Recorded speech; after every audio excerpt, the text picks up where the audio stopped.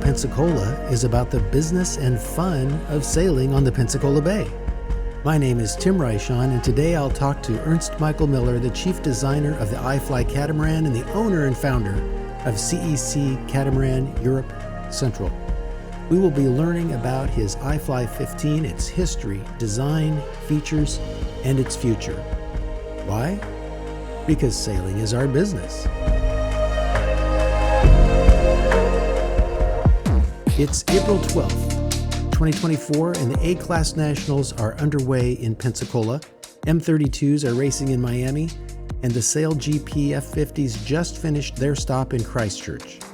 High-performance sailing catamarans are everywhere to be seen, inspiring sailor and non-sailor alike to imagine the speeds and excitement of catamarans that are brimming with thrills, even if not foiling. Add hydrofoiling to the mix, and things really go up several notches. This adrenaline-suffused sport has entry points, but safe sailing with flight and anxiety control will be needed for widespread adoption. The iFly 15 is one boat that aims to bring safety and accessibility to this high speed. Welcome, Ernst Michael Miller. Hello, Tim. It's a pleasure talking with you from beautiful Lake Garda, Italy, where I have sailed all this afternoon at hallucinating speeds of 26 knots today. Oh my goodness, that is flying indeed. And I guess you were flying to reach those speeds. Absolutely. About 1 meter, 3 feet above the water surface. Wow. Michael, I want to get right into the iFly. You are the engineer behind the design of the iFly. Your engineering experience comes from the aviation industry. So what moved you to transition into designing a flying sailboat? Passion and love for sailing. People who know me as a really die-hard sailing fan from the youngest children age. Being an aviation engineer and a passionate sailor, the logical thing was to build a flying boat. Why did I build my own design? I give a little bit of background. So I liked very much windsurfing when I was very young. Then I found it always a little bit lonely to always be single-handed. So I started catamaran sailing on a F18 catamaran, high-performance catamaran. And then at some point, I found it a little bit annoying that I always need a crew. So I jumped to the Hobie FX1, which is a boat that can be single-handed and two-up. And also I did like a lot my A-cut at that time. So then I wanted a boat that was flying. And what I wanted was not existing on the market, because what I wanted was single-handed and two-up. And I wanted a boat that was giving me the chance to bring my friends, my family, sometimes. And when it gets wild, to be single-handed as well. What year was this when you had this epiphany to take the design matters into your own hands and fix this problem? Things started in 2015, so almost 10 years ago. At that time, I was quite active racing with all of these multi-hulls that I love. And then, the logical step was to kind of look at what is there as strengths, as strong points. So from the FX1 Hobie, I liked the ability to be single-handed and two-up. From the F18, I did like the simplicity and robustness. From the A-cut, I did like the high-tech and the high-end materials like carbon fiber composites. And from the flying world, I was very much inspired by the Moth, who are undoubtedly the kings of foiling. And the iFly is kind of a mix, taking the best out of all these to bring out a new high-performance foiling catamaran. So that history already explains why you chose a catamaran hull form. You were already deeply involved with the catamaran hull form. So you probably, other than the moth, you probably never really considered a monohull hull form as your solution. Yeah, the thing about multi-hulls is they give you a natural stability. So by the design, the distance between the foils is quite big, and you ideally have a foil on the windward and one on the leeward side. Maybe you have even two rudder foils. So that is like a cat falling on the four pads, right? On the 4 feet. What is the English word? Pads? Yeah, anyway, so you have a natural stability in a catamaran, and that makes it, in my eyes, ideal for a foiling platform. The sail configuration then gets into some really strong aviation considerations, no doubt, from your background with regard to the addition of a deck sweeper, a square top, these kinds of sail design issues. Talk about that. Yeah, also first of all, from the very first days of iFly, we have been developing in parallel two kind of rigs. One was close to what the A-cut is sailing, a deck sweeping mainsail with a wing carbon mast made by the same manufacturers than the A-class are using it. The other rig was a soft wing rig. So from the day one, we were cooperating with Giulio Viviano from Hero Sales, who is developing a double layer soft wing rig, very similar to what we see in America's Cup. And we are doing that since 8 years with big success.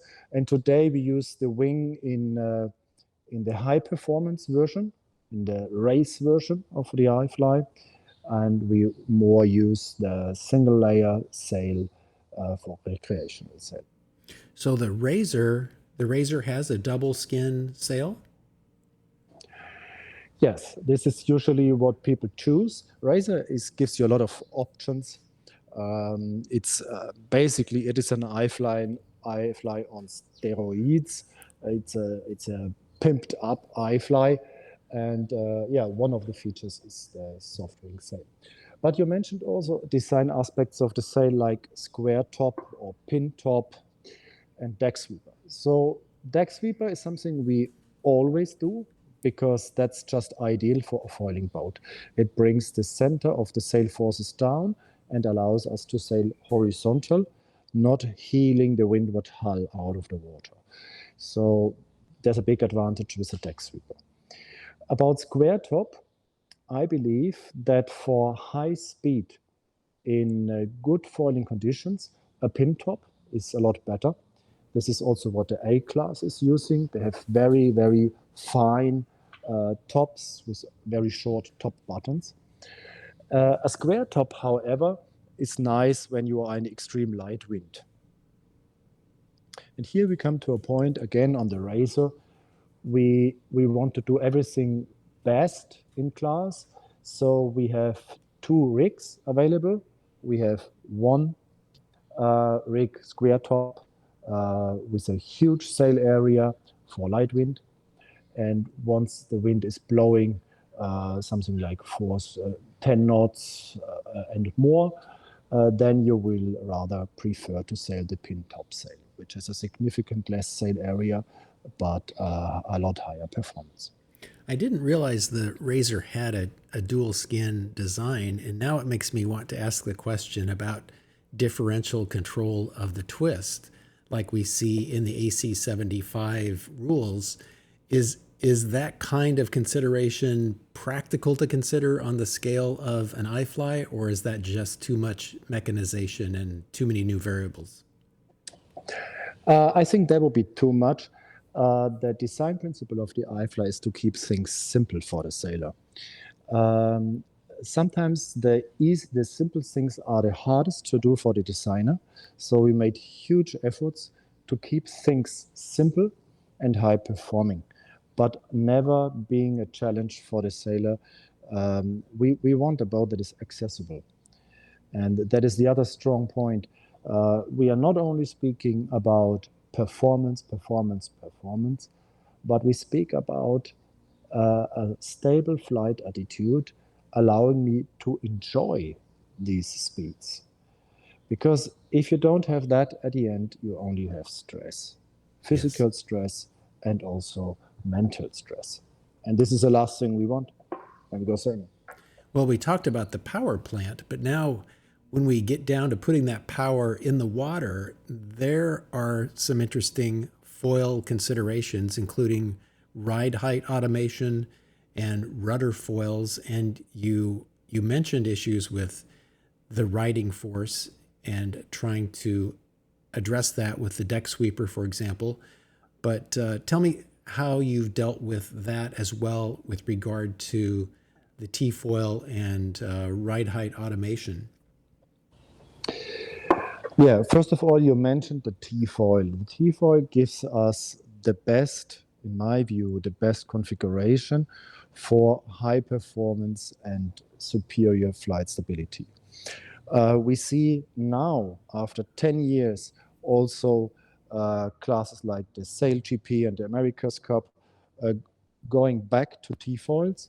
So there was a decade of J foils and L foils, which basically started in San Francisco with the America's Cup there, where people tried to write a box rule to avoid flying.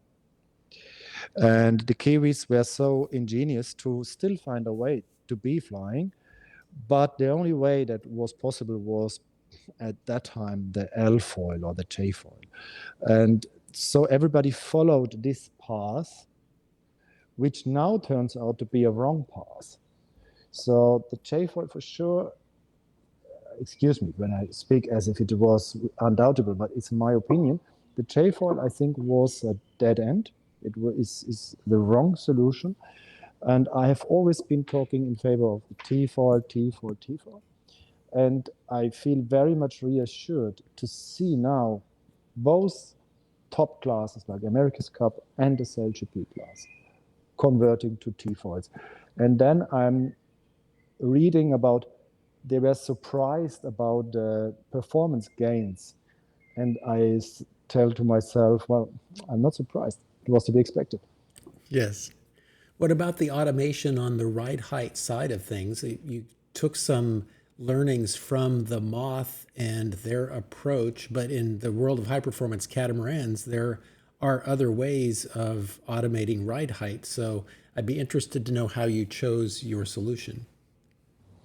Yeah, that's really the most important question about the whole project.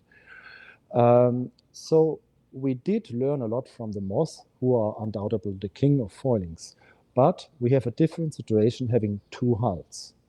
So we can use the windward hull to create downforce, where the foils of the Moth are always creating lift, more or less lift, but never downforce.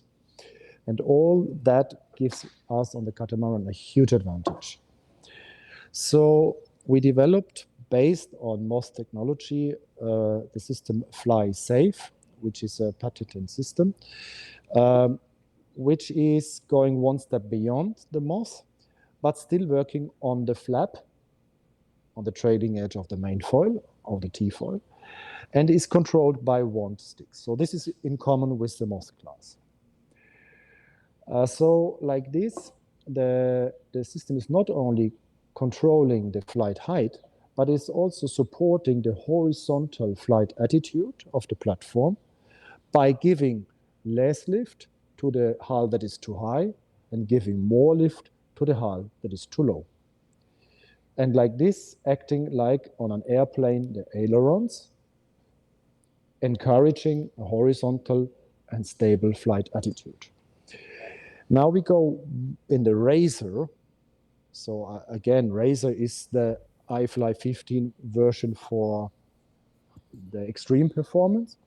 We go one step beyond that, and we do a main foil differential system, the MDT system, which does not work like, for example, on the A class and on the NACRA 17 on the rudder foils, but it works on the far larger, far bigger main foils, the T foils, which makes a huge effect. So it allows me to pull down on the windward side with the foil and create huge amount of riding moment, which at the end will allow me not to ease main sheet, but to accelerate and accelerate and accelerate. That approach, that differential, well, I should say, windward hull, windward foil downforce, that is only on the RAZZOR, or is that in the standard iFly? This is something we do only on the RAZZOR. So this is one of the differentiators between the two boats. It is basically, it is simulating a second trapeze sailor. So it is like the simulation of having a second sailor in the trapeze by the force, by the angle of attack, by the negative angle of attack of the windward foil. And this needs to be adjusted in a very fine way. And this is what the MDT, the main foil differential technology, is doing. It allows me from the trapeze to have more or less negative angle of attack on the windward side. So I can adjust it in a very fine way. So this theoretically allows you to decide then whether you actually need a second sailor, because usually the second sailor, although has some cockpit duties for flying, they're also a riding moment feature principally, correct?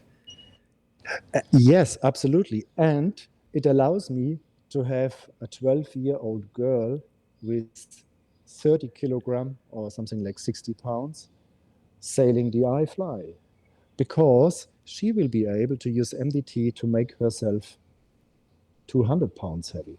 Yeah.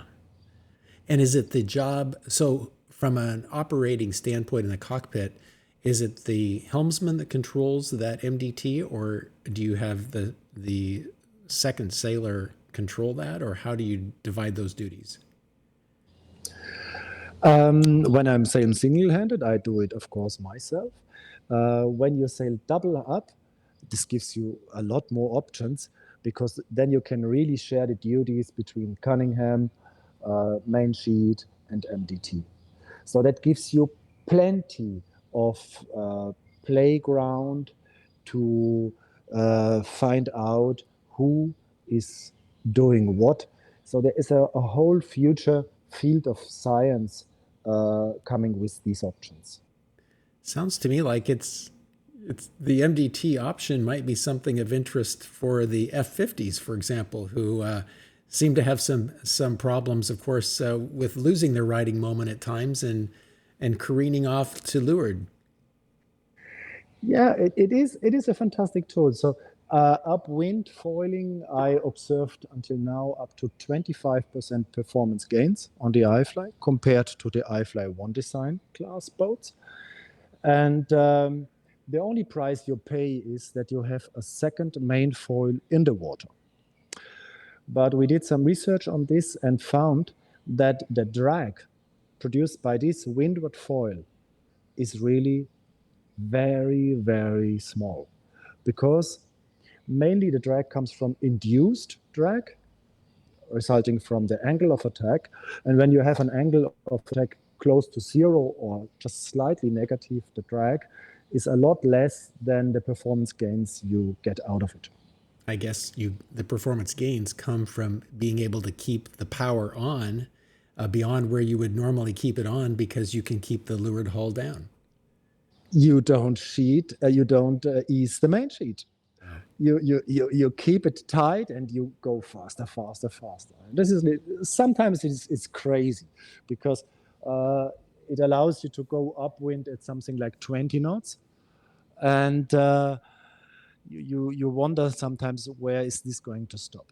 But Tim, we speak a little bit too much about performance, because iFly, very important, also wants to be a boat, and this is basically the strongest point of the design, that allows normal sailors to enjoy that sensation of flying. So it does not always need to be 28 knots, 30 knots, 31 knots was my fastest, but it can definitely also be in the 20, 18, 16 knots range, while enjoying that sensation of flying.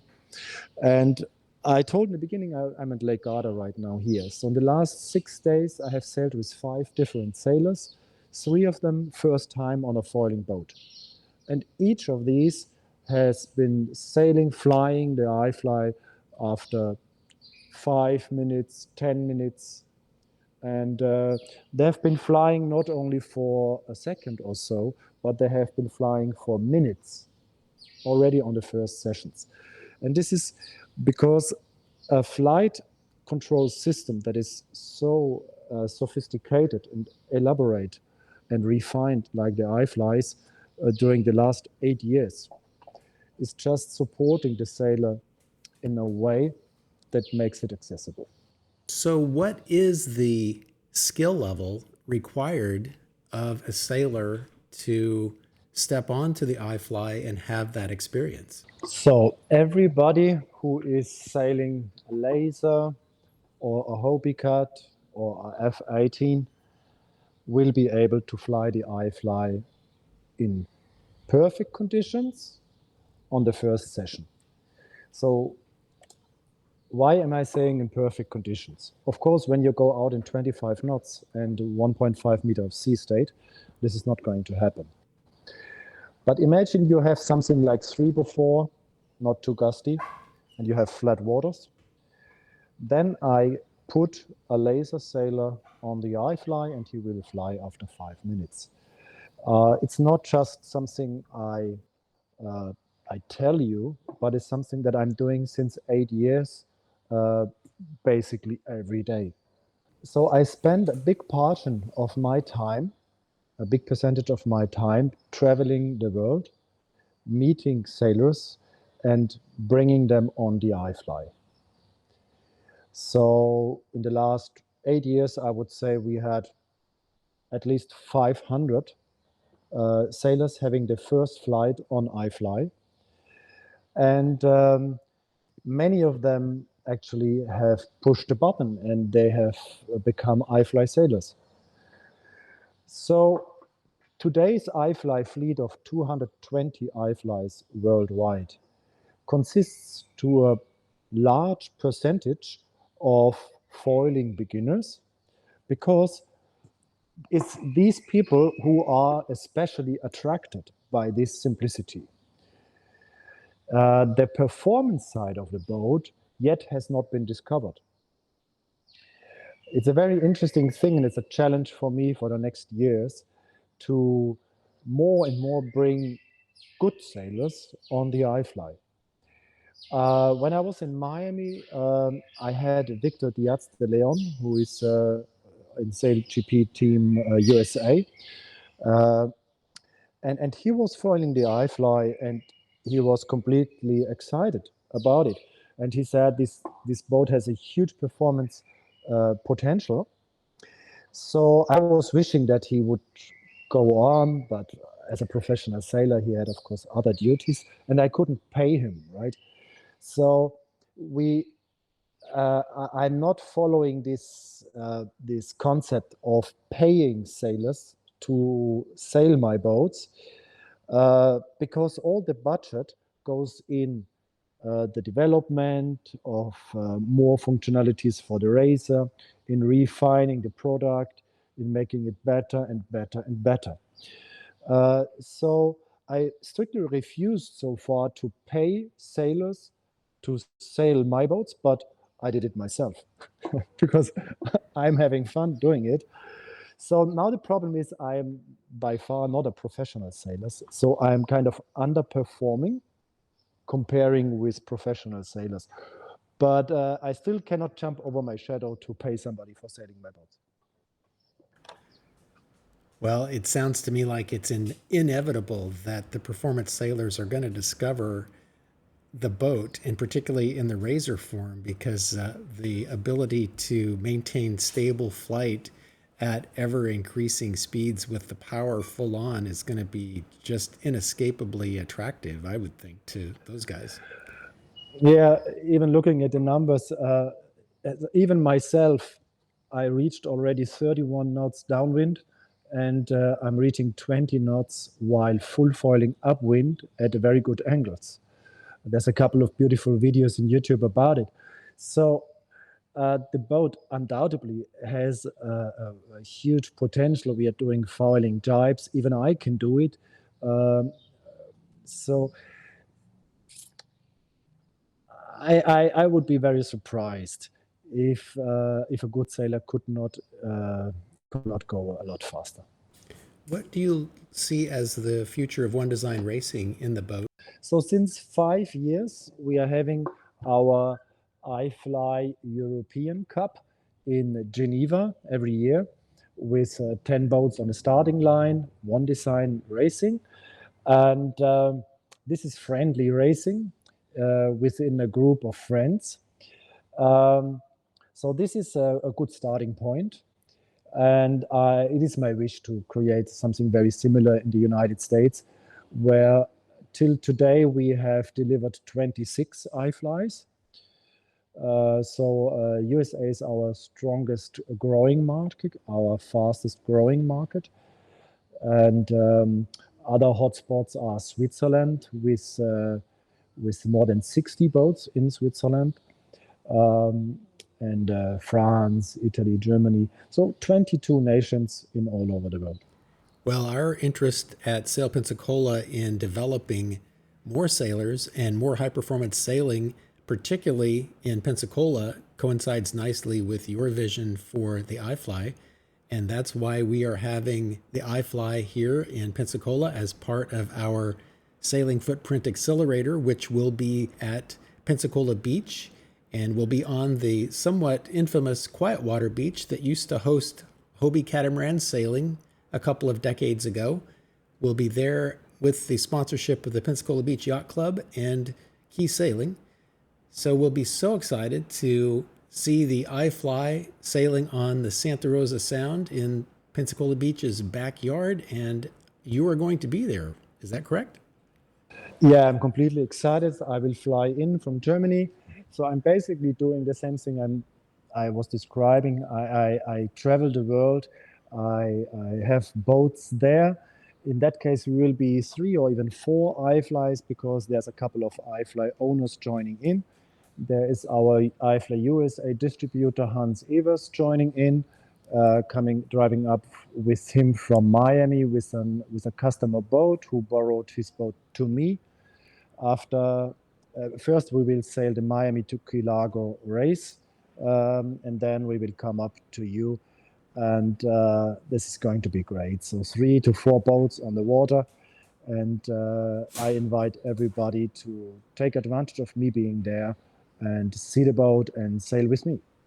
Well, we are excited to have you. We will start things off on Saturday, the 27th of April with the Q&A session at Pensacola Beach Yacht Club, and then we'll walk across the street to Quietwater and go after the on-water demo, which I'm so excited about.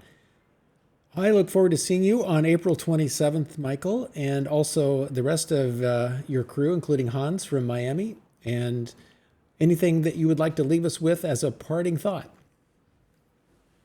Yeah, I would like to leave you with an encouragement. Let the faith be stronger than your fears. Many people are afraid of foiling because they have been watching in social media footage of crashing, foiling boats. There is different kind of foiling boats. I sometimes speak about foiling 2.0 or friendly foiling when I speak about the iFly. So it is not necessary to be a very experienced sailor. iFly can be very fast if you want, but you can also have a very smooth, enjoyable ride. You can even stay seated on the trampoline and still be foiling. So it is not like absolutely necessary to trapeze, right? And I want really to mention one case, and that was really a very special case of a sailor who purchased an iFly, who had basically zero sailing experience. It is the most craziest thing I've ever heard. So his sailing experience was that 1 year ago he had a 5 days sailing course on a keel yacht, and that was all. Wow. And then he wanted to be on a foiling catamaran. It is very crazy. So you need to be very courageous to do that. He's a Porsche race car driver, so he's not having fears. And he was willing to work hard.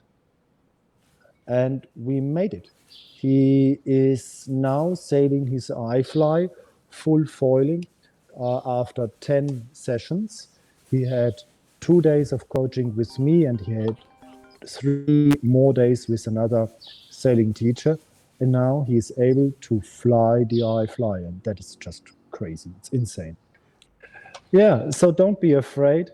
And there's also the option to set the FlySafe system of iFly to non-foiling mode. So we are just pulling a rope in a cleat, and then the whole boat will not take off. And then you have a very stable beginner platform that allows you to familiarize yourself with the boat. So don't hesitate, don't be afraid. iFly is a friendly, forgiving boat. Michael, it seems like you might want to grab the hashtag foil friendly or friendly foiling, something of that nature. Yeah, it's the case. When I fly my boat, I usually have a big fat smile in the face. I feel relaxed. I just enjoy being there. This silence, this being separated from the waves that are no longer bothering me. Just going above, feeling light and feeling superior in this element, the air. It's a sensation you really have to experience. And iFly is giving you the chance to do it yourself and not only to watch it in TV. I will be there to experience it in person on April 27th. Michael, thank you so much for talking about the iFly 15. I look forward to seeing you at the demo, and travel safely. We'll see you then. Thank you very much for the chance to speak about my beloved baby. You're welcome. Have a great day. You too, Tim.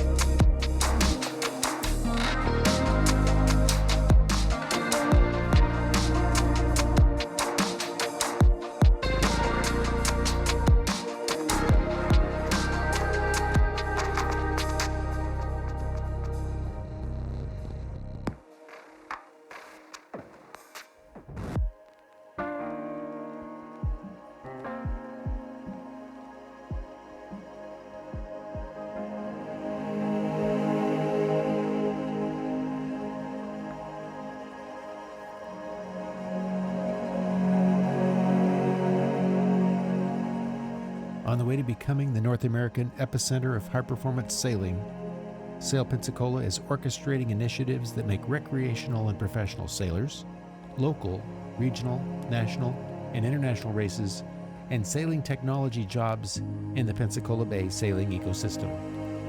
At Sail Pensacola, we say, sailing is our business. Visit our website at sailpensacola.org.